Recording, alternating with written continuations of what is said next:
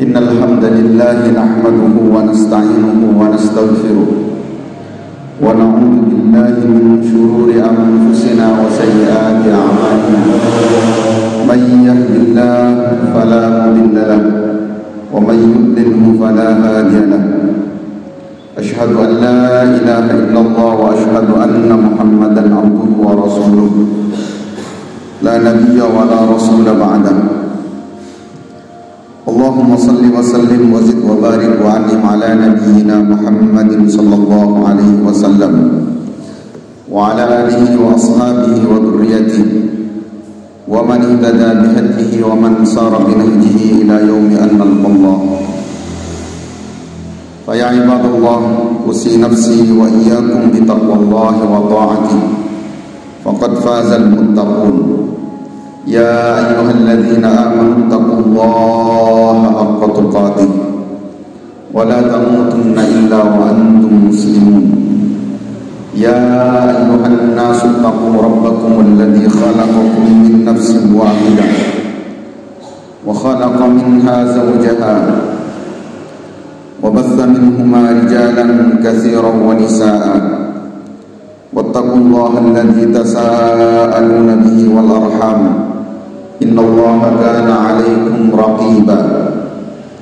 يا أيها الذين آمنوا اتقوا الله وقولوا قولا سديدا يصلح لكم أعمالكم ويغفر لكم ذنوبكم ومن يطع الله ورسوله فقد فاز فوزا عظيما. وسئل رسولنا صلى الله عليه وسلم أن أي الناس أكرم فقال صلى الله عليه وسلم أتقاهم لله. وفي رواية فاتقوا الدنيا واتقوا النساء. وفي رواية اتقوا النار ولو بشق ثمرة.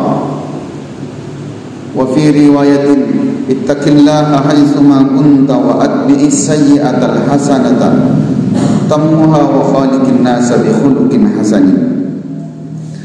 Jamaah salat Jumat yang dimuliakan Allah,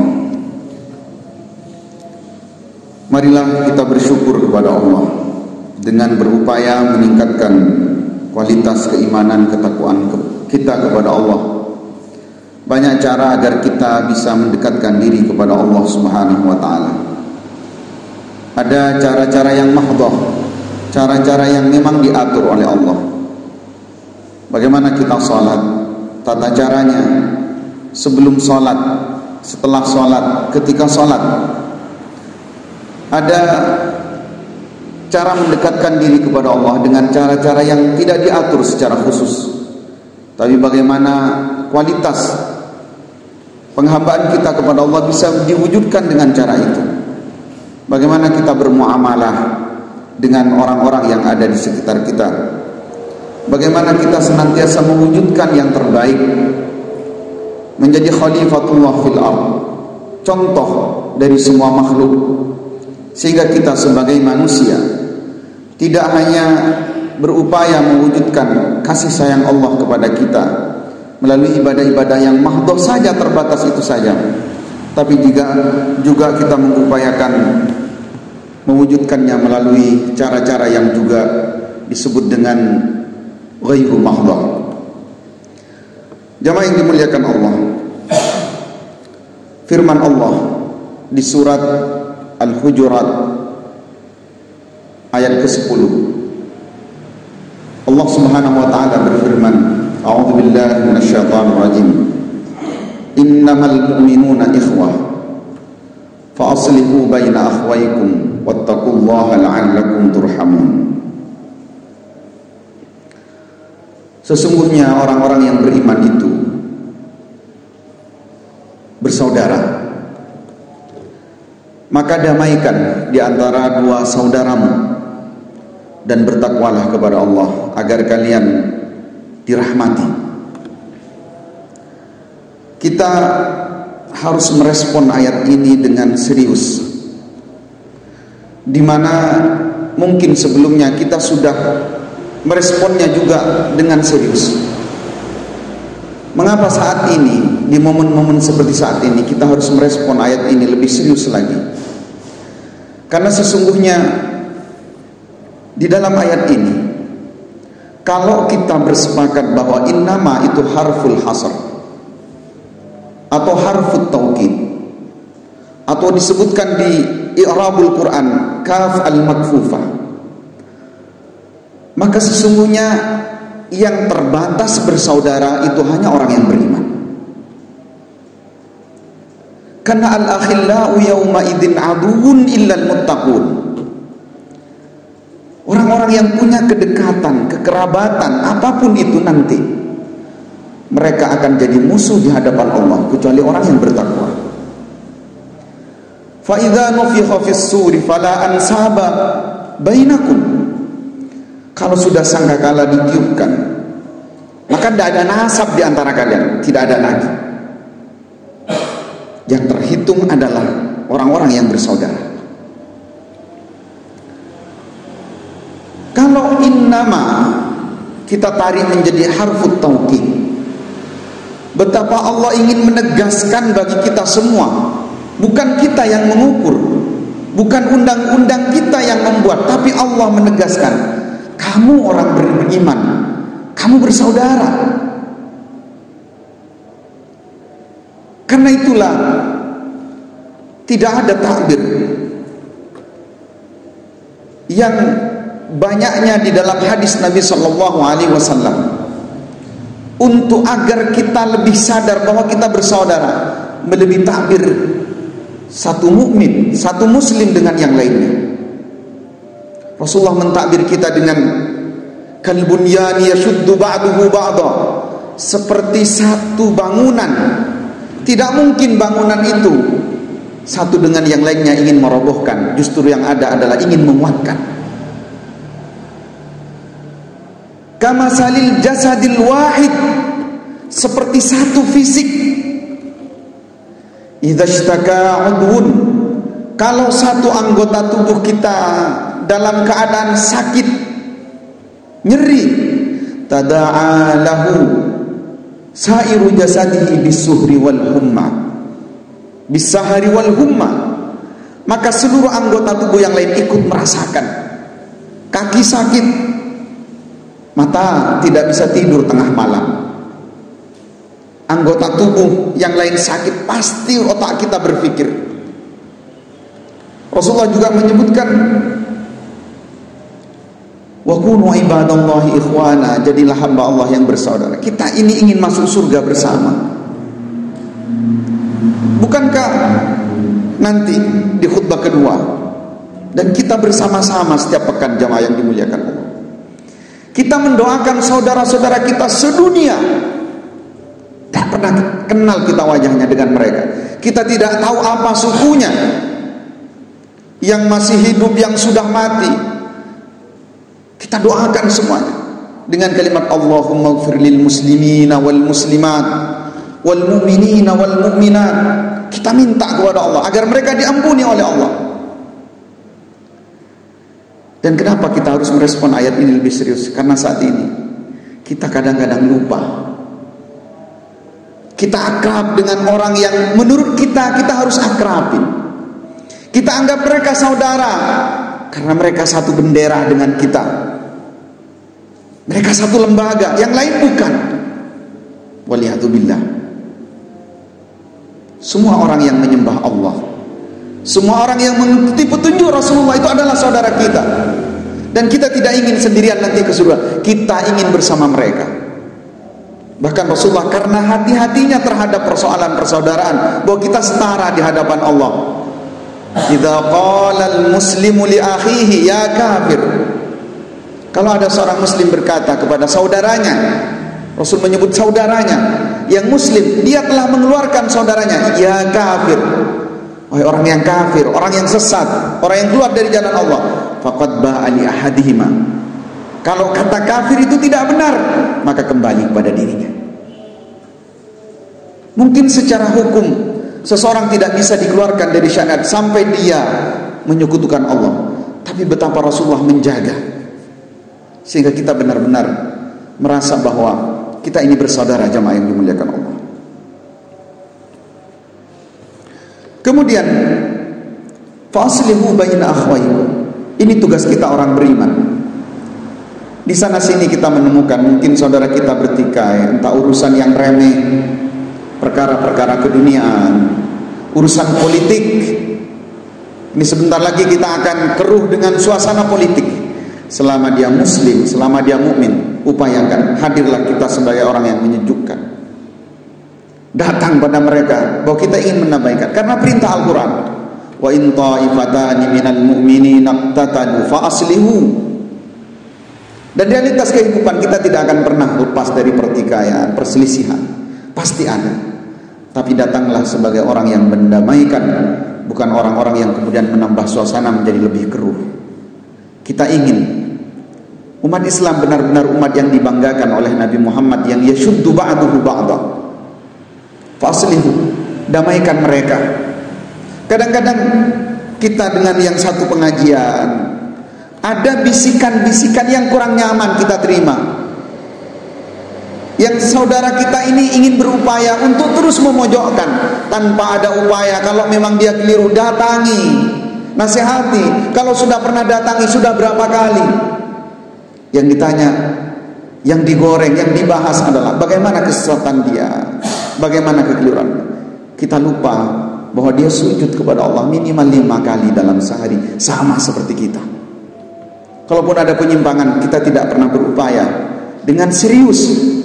Kalau itu dianggap penyimpangan, kemudian kita bersama-sama untuk meluruskan.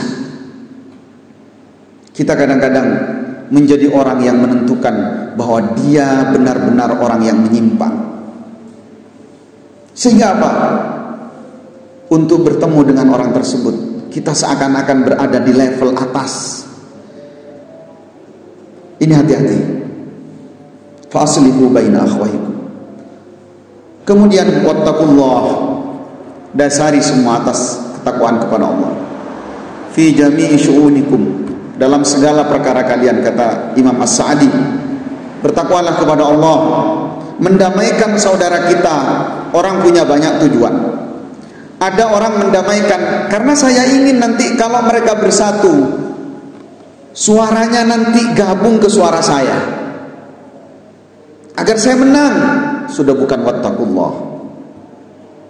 Ada orang yang mendamaikan tidak semata-mata karena takut kepada Allah, tidak takut karena Allah murka ketika melihat wala tafarraqu, jangan berpecah, semata-mata mendamaikan karena ada faktor-faktor keinginan lain. Hati-hati. Wattaqullah, bertakwalah kepada Allah, karena kunci dari segala sesuatu adalah takwa kepada Allah. Dasari semua karena takut kepada Allah. La'allakum turhamun, agar kalian mendapatkan rahmat. Dan ini yang dicari orang-orang yang beriman. Ini hakikat yang kita cari, bagaimana kita mendapatkan rahmat Allah. Kalau sudah Allah menurunkan rahmat, maka kita akan menjadi pribadi-pribadi yang lembut, pribadi-pribadi yang menyenangkan bagi orang yang sesama beriman kepada Allah. Fabima rahmatin minallahi lintalahum, karena rahmat, karena kasih sayang dari Allah, lintalahum, engkau Muhammad menjadi lembut terhadap mereka. Karena rahmat dari Allah, maka Rasulullah sallallahu alaihi wasallam mengatakan, la yadkhulul jannata bi'amalikum, kalian bukan masuk surga karena amal kalian. Kemudian sahabat mengatakan, wala anta ya Rasulullah, apakah engkau termasuk ya Rasulullah? Wala ana illa ayyataghammadani Allahu birahmati, kecuali Allah liputi diriku dengan rahmatnya. Maksudnya apa? Kita cari sebisa mungkin, bukan hanya di perkara-perkara yang mahdoh. Kalau yang mahdoh itu kewajiban kita pribadi masing-masing, tapi bagaimana kita mencari rahmat Allah juga dari hamba-hambanya yang lain. Karena Rasulullah menyebutkan irhamu man fil ardi yarhamukum man fis sama. Kalau engkau punya rahmat, punya kasih sayang kepada siapapun yang ada di bumi, maka engkau akan dirahmati oleh Allah. Kalau sudah dapat rahmat Allah, maka itu adalah semua keinginan kita tertumpu pada hal itu. Jamaah yang dimuliakan Allah, inilah khutbah yang pertama. Semoga kita semua bisa mengambil pelajaran dari surat Al-Hujurat ayat ke-10 ini, dan Allah senantiasa memberkahi hidup kita, menjadikan kita hadirnya kita di muka bumi ini sebagai percontohan untuk orang-orang yang ada di sekitar kita. Barakallahu li wa lakum fil Qur'anil azim wa nafa'ani wa iyyakum bima fihi minal ayati wad dzikril hakim wa taqabbala minni wa minkum tilawatahu innahu was-sami'ul alim wastaghfiruhu innahu huwal ghafurur rahim.